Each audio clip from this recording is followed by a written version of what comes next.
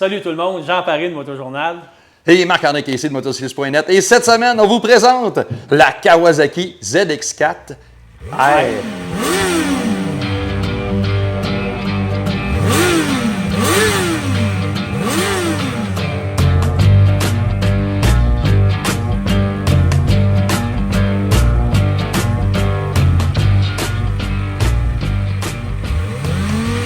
C'est drôle de moto, mais... Belle moto. Oui, parce qu'à premier regard, à 100 pieds, ça a l'air d'un ZX10. Exact. Ben, c'était le but aussi. Ils se sont basés justement sur la 1000. Fait que quand tu regardes le gabarit, bon, peut-être un petit peu plus petit, mais n'empêche, ça ressemble pas trop à une entrée de gamme pareille. C'est ça. C'est parce que ça a l'air d'une ZX10 qui a été lavée à l'eau chaude, elle a rétréci un petit peu. Moi, je vais en revenir de mon côté mécanicien. Moi, j'ai été bluffé parce que le moteur, c'est un 400cc, mais c'est un 4 cylindres. Pour ceux qui connaissent un petit peu le MotoGP, toutes ces choses-là, on parle d'une configuration de moteur, un Screamer. Pourquoi Screamer? Parce qu'on atteint combien de tours? Écoute, tu peux dépasser les 15 000 tours. C'est assez hallucinant là, pour la grosseur de machine. Ça m'a surpris énormément. Ouais, la première fois que tu tournes la poignée puis que tu l'accélères dans des situations contrôlées, OK, pas sur la route. Toujours. Toujours. C'est quand tu décolles avec ça puis tu entends le moteur partir, c'est comme wow! Et ça tire parce que cette merveilleuse bête-là a 77 chevaux.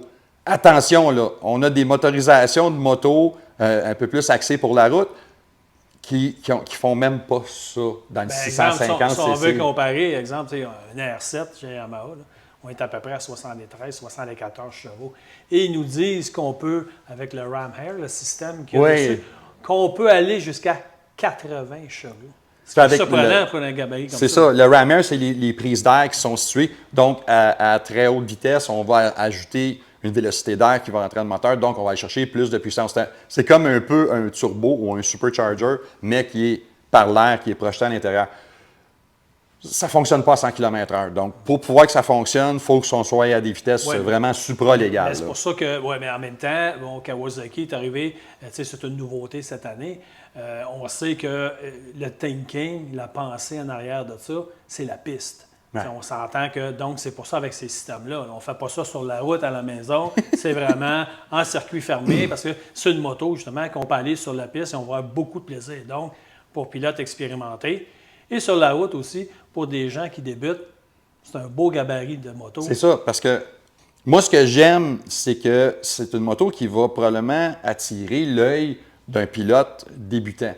Et pour moi, débutant veut dire apprentissage, veut dire apprendre les bases. Parce que qu'est-ce qui est plaisant de cette machine-là, c'est qu'il n'y a pas trop de fonctions électroniques, il n'y a pas d'ajustement. La suspension n'est pas ajustable. Elle est calibrée sport, il faut faire attention. C'est une Showa à part ça. C'est ça, donc, c'est une Showa. C'est une excellente suspension, mais c'est ça. Ce qu'on a là, c'est ça. C'est ça, parce qu'on l'a essayé. Jason, qui est derrière la caméra, l'a essayé. Et Jason est un sérieux gaillard. Il est dans les 200... On appelle ça un gros gabarit. Ah oui, ça, c'est un gros gabarit. Jason il pompe la fonte. Il est assez massif, le gars. Il n'est pas gras, mais il l'a apprécié. Puis moi, c'est ça que j'aime de ce type de moto-là. C'est une moto d'apprentissage, mais qui va quand même... un pilote comme moi, avec 35 ans de plus de moto, toi aussi... c'est de partir de chez soi, s'en aller dans une piste comme Icar, ici à Mirabel, et aller se faire du plaisir et surtout réussir à pourrir des 600 puis des 750 parce qu'on a une machine qui pèse. Le poids, c'est 400, je pense que c'est 412. 188 kg. 188 kg. Moi, je suis encore en intérieur. La nouvelle génération, moi aussi, je t'en livre, on parle de 188 kg quand même, ce qui est très léger. Donc, c'est un poids plume. Ajouté. Mais le côté positif de ça aussi, c'est que la position de conduite est sportive, mais relativement relevée. Ce qui fait que si on l'utilise, parce que c'est ça qui va arriver, l'utilisation principale va être, mettons, 80-90% sur la route, on l'utilise pour se promener, pour aller travailler ou quoi que ce soit. La position, on n'est pas sur un rack à torture. Ce n'est pas une torture, on n'a pas trop de pression sur les avant-bras. Moi, j'ai déjà eu une moto dans ce genre-là dans le passé. C'était fait par Suzuki. Ça s'appelait la Bandit 400. J'avais acheté ça justement parce qu'il y avait c'était un 4 cylindres dans un petit 400. J'ai retrouvé cet esprit-là, mais en beaucoup, beaucoup, beaucoup plus vif. On parlait de 55, 58 chevaux. Là, on était à... Puis ça, c'était avec un jet kit puis un exhaust. Oui, c'est ça, tu avais travaillé dessus. Oh, oui. Il n'y a pas grand-chose que je n'ai pas passé un massage dessus. Mais ça, à 77 chevaux versus le poids, je suis désolé, mais on a des performances qui vont s'approcher des superbikes des années fin 90. Avec un confort, puis la technologie d'aujourd'hui, puis le prix. Oui, c'est ça. Genre, en bas de 10 000, en fait, à 10 000 Puis, quand on disait, c'était quand même complet. Bon, système de freinage, excellent. Parce que, quelque part, il faut arrêter. Hein. Oui, il faut avoir de la puissance, mais à un moment donné, quand on arrive au bout, il faut que ça arrête. Donc, ce qu'il y a comme freinage est excellent pour la machine. On a quand même 4 modes de conduite aussi. Donc, on a la route, on a sport, on a pluie et on a un mode paramétrable. Donc, on peut ajouter selon ce qu'on veut faire avec ou les ajustements qu'on veut. Fait que c'est quand même une bonne, belle moto. Puis le confort aussi, puis ça, t'en parlais, j'ai resté surpris moi aussi, parce que souvent, tu sais, moi aussi, je vieillis, puis les super sports, tu sais, j'en roule encore parce que j'ai pas le choix, c'est ma job, c'est plate, hein? Mais c'est plate, sa job. mais ça reste que le confort est surprenant.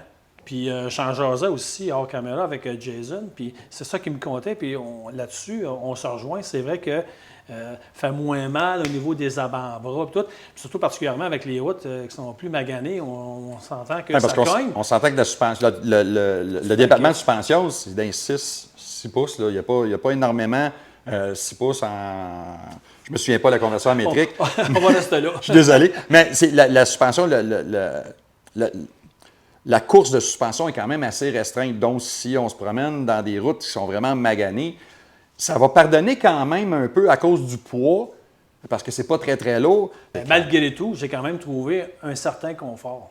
Ouais. Parce qu'on sait, souvent, quand tu regardes, tu te dis « Oh, je ne suis pas certain, avec la grandeur que j'ai aussi. » Mais non, puis ça, c'est quelque chose que j'apprécie aussi. Puis de plus en plus, on le voit, comme quand ils font des plus petites motos ou d'entrée de gamme comme ça, même au niveau du gabarit, bien, ils se rapprochent plus quand même des plus grosses cylindrées. Donc, on n'a pas l'impression, justement, qu'on est trop gros pour la machine. On peut passer, tu as l'impression que c'est un gars qui court vite parce que tu ne vas pas en moto. Ça, c'est réglé. C'est ça, parce qu'elle a le gabarit d'une 600. Exact. Fait que ça, c'est super le fun, justement. Quand tu mesures 6 pieds, ben, ça paraît, là, parce qu'au bout de ta journée, rouler les genoux dans le front, là, on s'entend que... C'est pas très, très bien. En tout cas, c'est très, très, très surprenant. On l'attendait, cette machine-là. Puis, on va dire, ils ont livré, là, on peut se le dire.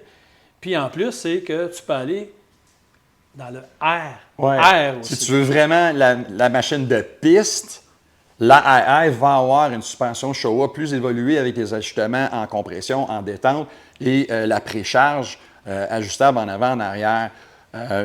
Ça va faire une bonne différence, mais si vous allez passer 90% du temps sur la route, ça fait le job. Amplement. Puis encore là, en deçà des 10 000 $, une moto avec ce genre de performance-là, la performance en virage, on ne parle pas de la performance brute d'un moteur, 77 chevaux à 15 000 tours, c'est plaisant, c'est grisant. Mais dans sa route, ça ne change pas grand-chose parce qu'on ne peut pas tout le temps craquer ça à 15 000 tours. Mais c'est la précision et en même temps le confort relatif qui peut être offert à un débutant.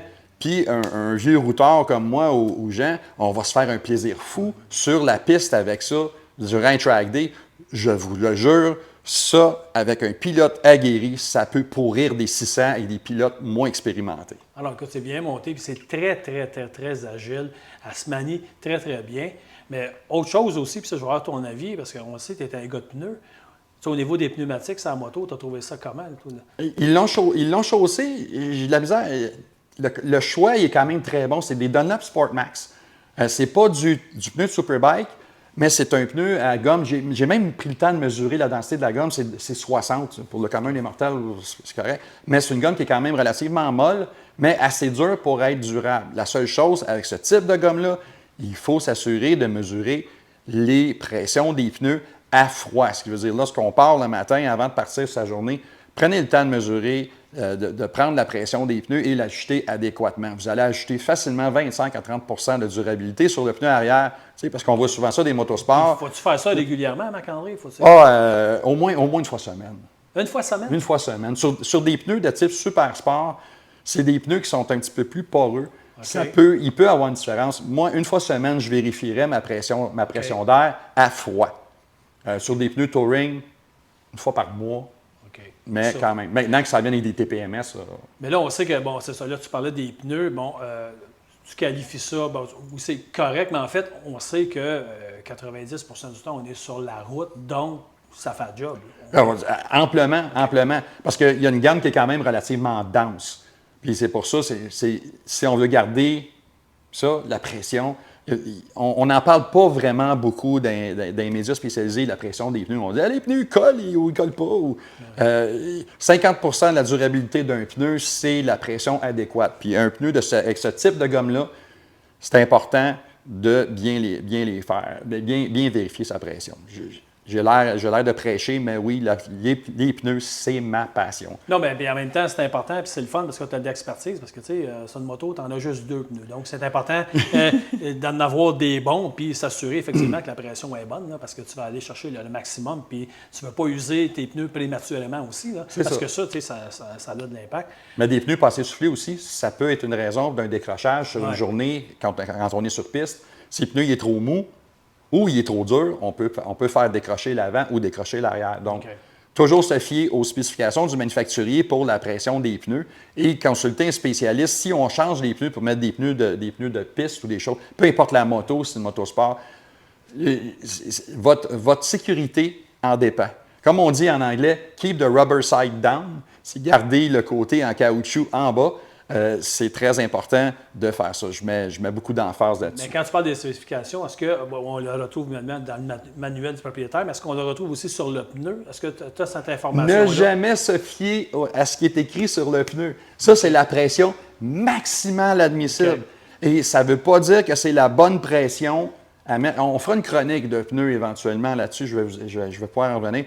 Mais se fier à ce qui est écrit dans le livre du manufacturier où il y a souvent un autocollant qui dit c'est quoi la pression. Se fier à ça et non pas la pression maximale sur le pneu. C'est réglé. On le dit, c'est fait. Non, mais c'est parce que c'est de l'information souvent qu'on n'a pas. On se fait souvent poser la question, c'est tout ça, c'est pas ça. Bien, là, tu connais ça, fait qu'au moins, les gens vont avoir la bonne information.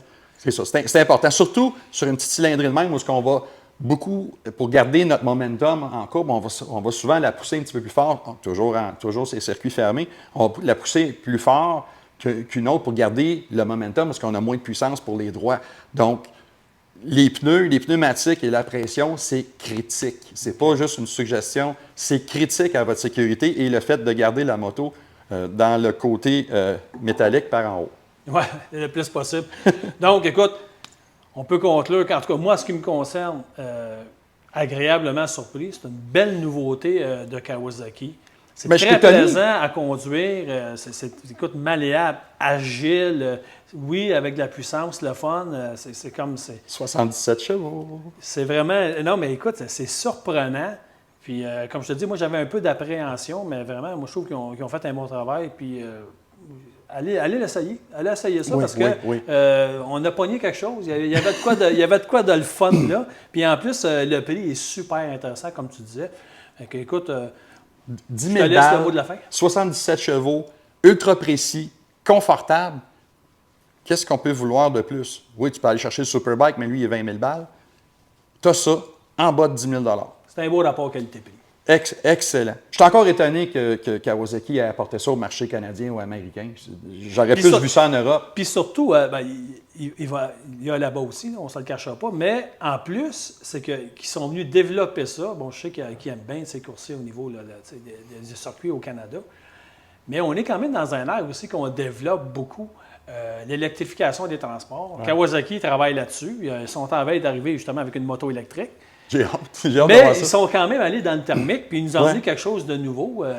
C'est ça. Dans quelque part. C'est une agréable surprise. Prenez le temps, allez voir ça chez votre concessionnaire, allez sur le site web Kawasaki Canada, allez voir les spécifications. Vous allez voir, moi quand je l'ai vu, les spécifications, j'ai de la bave qui me coulait. C'est vraiment super le fun.